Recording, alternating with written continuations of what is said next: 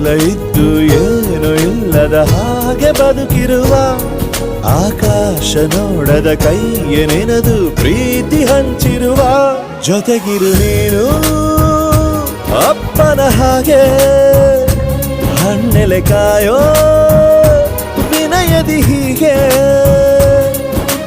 ನಿನ್ನನು ಪಡೆದ ನಾವು ಪುನೀತ ಬಾಳು ನಗು ನಗುತ್ತಾ ಬೊಂಬೆ ಹೇಳುತ್ತೈತೆ ಮತ್ತೆ ಹೇಳುತ್ತೈತೆ ನೀನೇ ರಾಜಕುಮಾರ.